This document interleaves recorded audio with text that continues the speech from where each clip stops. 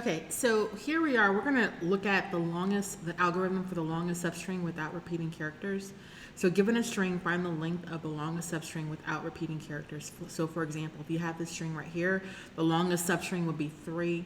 If you had all of the same characters, the longest substring would be 1. And if you had this string right here, the longest substring would be 3. So note that the longest substring is a string that has consecutive letters and they're adjacent to each other, right? So PWKE is actually not a substring, it's a subsequence. All right, so we're going to create a function called longest sub, and this function is going to take in a substring and it's going to return the longest substring found for that substring. So we're going to create a couple variables. We're going to create a cache. So this is going to be basically a lookup table, and it's going to help us with performance. So instead of looping through, like doing a nested loop for the substring, we're going to create a lookup table that allows us to store the values. And if we've seen them before, then we can base our logic on that, right? So this is going to be an empty object that we're going to set equal to the variable cache. And then we're going to have a couple other variables that allow us to keep track, like they're kind of like pointers that help us keep track of where we are as we're looping through this string.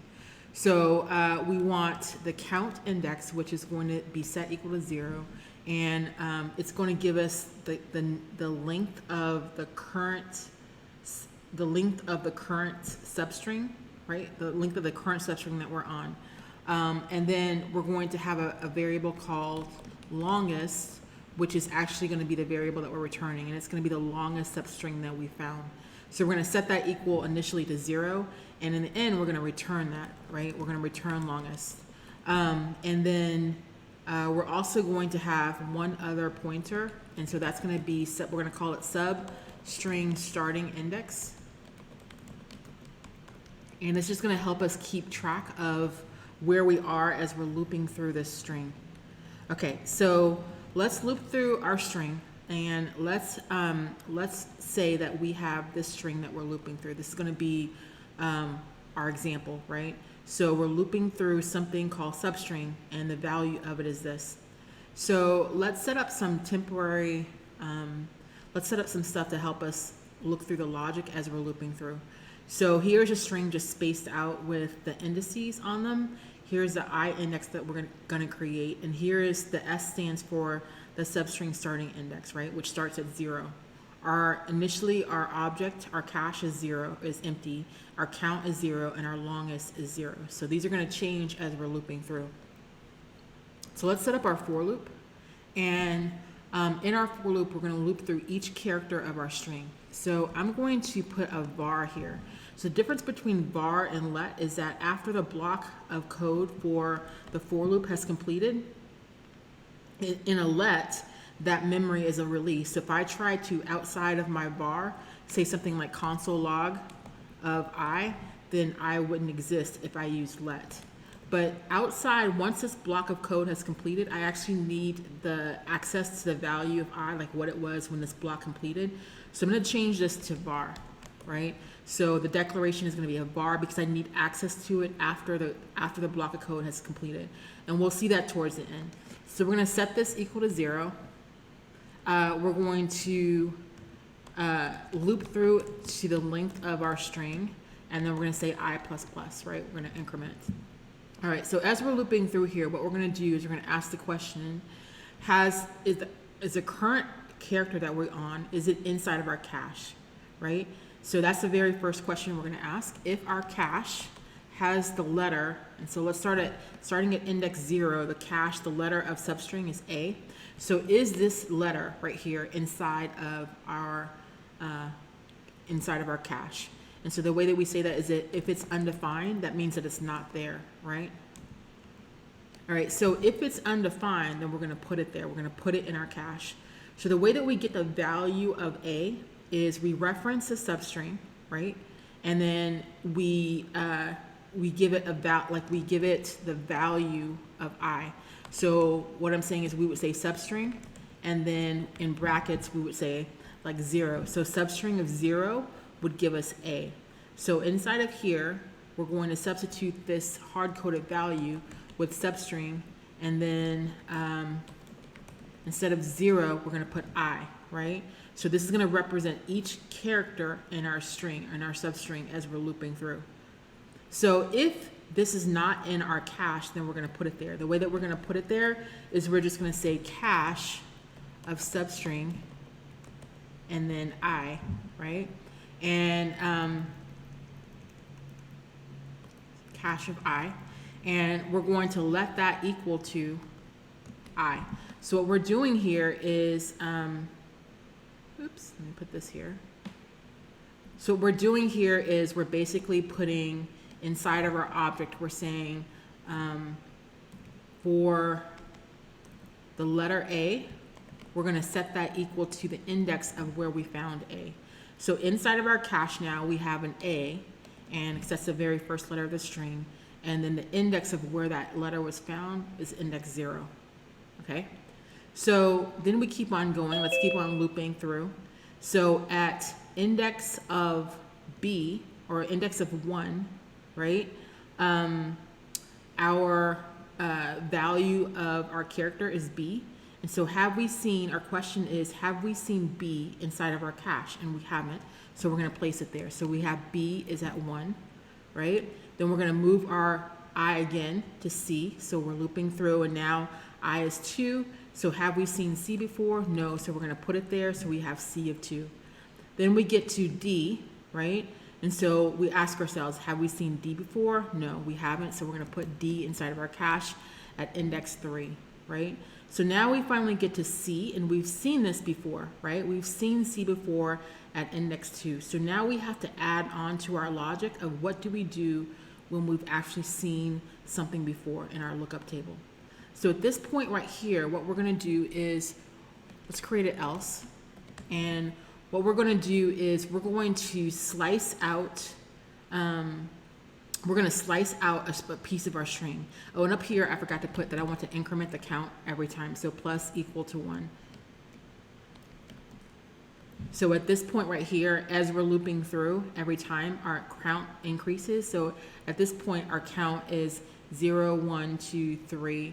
And then, so at this point, it's 3, right? We've seen 3 characters before, or 4 characters before. So this value is 4. All right, so now at this point, so we skip over this block, and now what do we do when we have seen this character before? So what we want to do is we want to reset the value of count, and this count is going to be the length of a sliced out substring. So the way that slice works is you give it, so if I have slice on some string and I give it an index and a starting index and an ending index, then it's going to start at this index and go up to but not including this index right here. So in the case right here, currently our I is 4, right? So I is equal to 4. So if we slice out our substring from 0 to 4, it's going to give us a string starting at 0 and up to 4 but not including that index 4. So it's going to give us a string A, B, C, D, right? So this is going to yield A, B, C, D, this slice right here. And slice is non-mutating, so it's not going to mutate our original string. So the way that we're going to get this is we're going to say substring, and we're going to do a slice, and we're going to do substring, our starting index, like where that S is. So S currently is at 0. So this right here, this value right here, and then it's going to be the ending index is going to be I.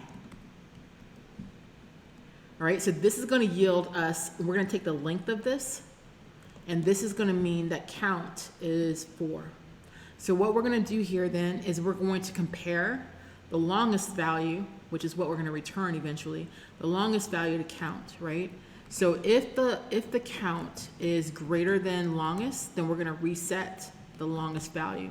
So now longest is going to equal to count, right? So since count, which is 4, is greater than the longest, which is 0, we're going to reset count. We're going to reset longest to 4.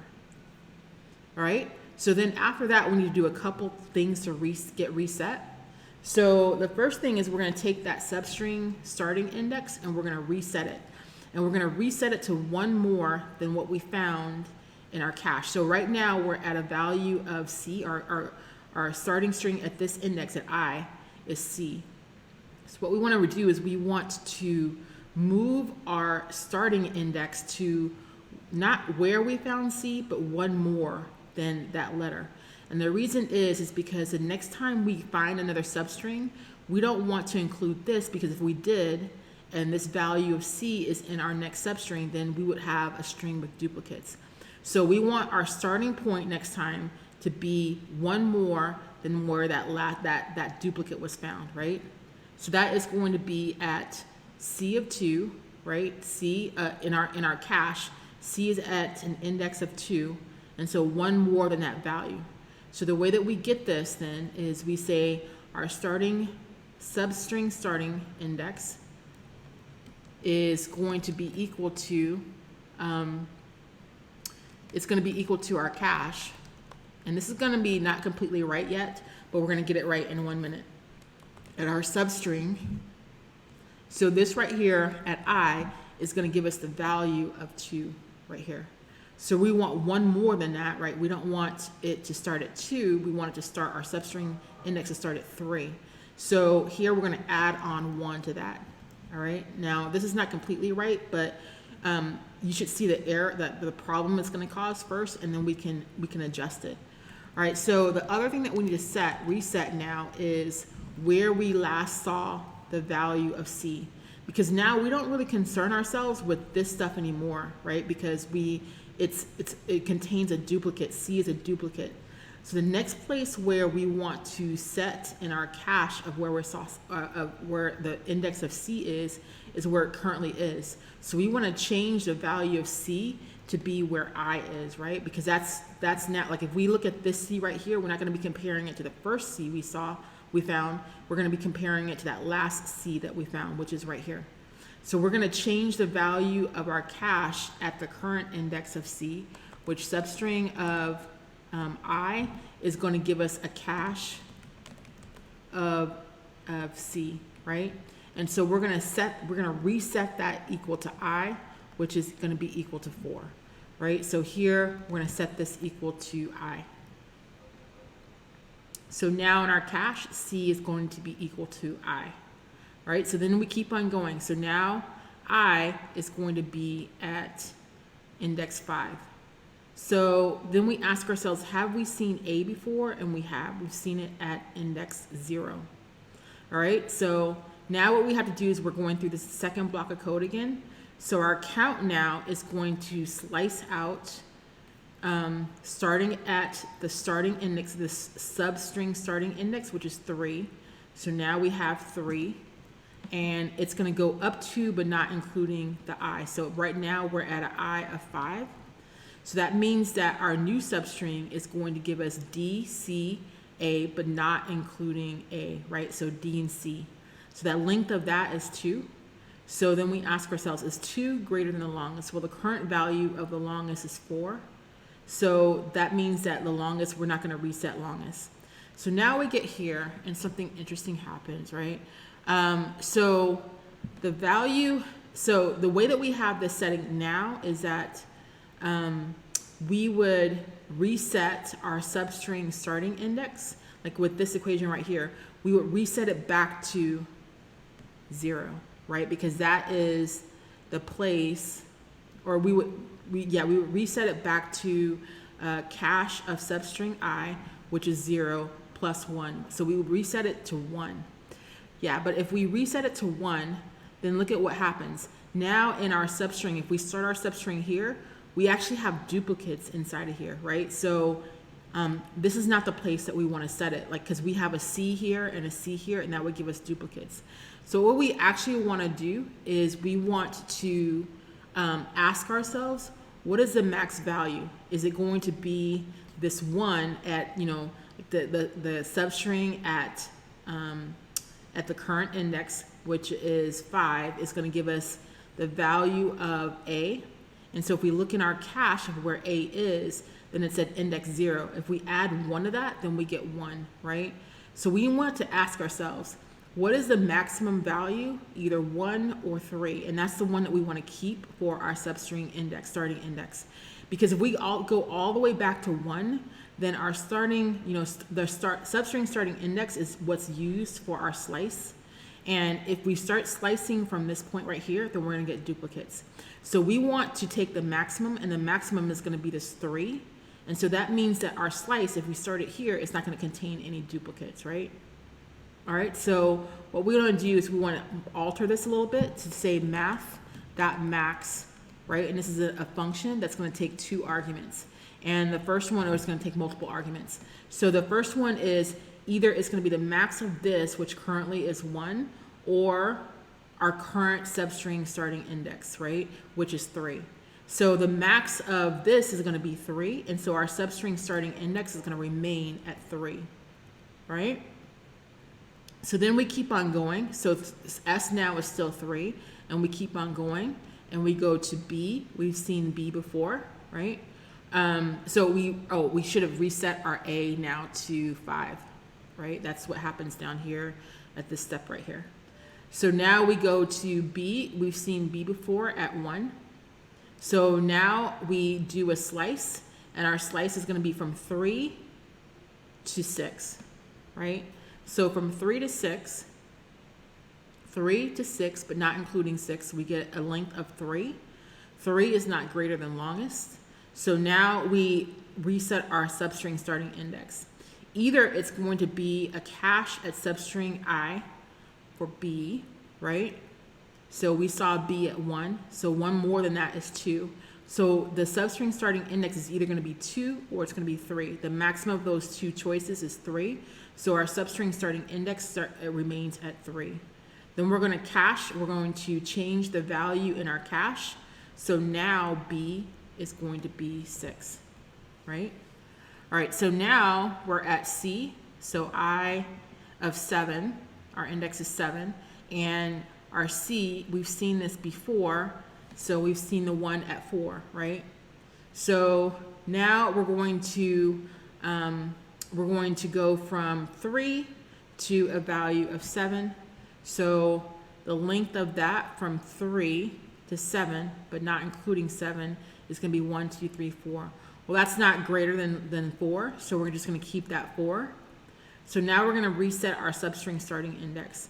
So it's either going to be the value of 3, right, which is the current value of substring starting index, or the cache at substring I, which is substring I is going to be this 4 right here plus 1, right? So 4 plus 1 is 5, and 5 is greater than 3. So then we move our substring starting index to 5, right? And that makes sense because there's no duplicates from this point on. All right, so now we reset our cache. So now C is going to have a value of 7. Right, so now E, we haven't seen E before, so we just place that in our string, in our cache, and that is going to have a value of 8, and then F is going to have a value of 9. All right, so now we have the longest value, which is 4. So there could be a possibility that our longest value, so this is kind of an edge case. We could just return longest, and for this case, we would get 4. But what if, what if we went through the whole substring and they were all unique characters, right? So what if these were all unique characters?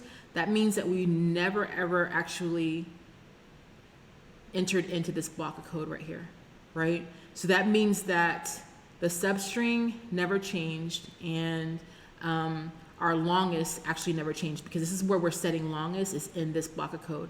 So if we have a string that had all unique characters, then this is the only code that block that ever executes. And so longest, when we were to return it, would be 0. So what we're going to do here is we're going to, instead of returning longest like this, we're going to return a ternary statement. And so our ternary statement is if the length of our substring is greater than longest, then so what we're going to return is we're going to return a slice. So we're going to take our substring and we're going to slice. And this is why we needed the value of I, and why I kept it as var instead of let. So starting at our substring starting index, and if it were a unique substring, like a unique character, like every character in the substring was unique, then this would actually still be 0, right? Because we never enter into this block.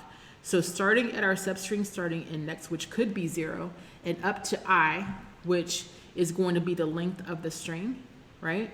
Then if the length of that is greater than longest, then what we're going to do is we're going to return substring dot slice of the substring starting index I dot length. And if it's not, then that's when we're going to return the longest that we found in our blocks of code. Okay? So I have some edge cases here, or some test cases here that I've written up, and I'm going to put these in our code. And this is all it's doing is this is a print statement. So these are just ternary statements. We're running the function, and if the function is what we're expecting, then it's going to print out that you passed it. Otherwise, it's going to print out fail. So if we run this,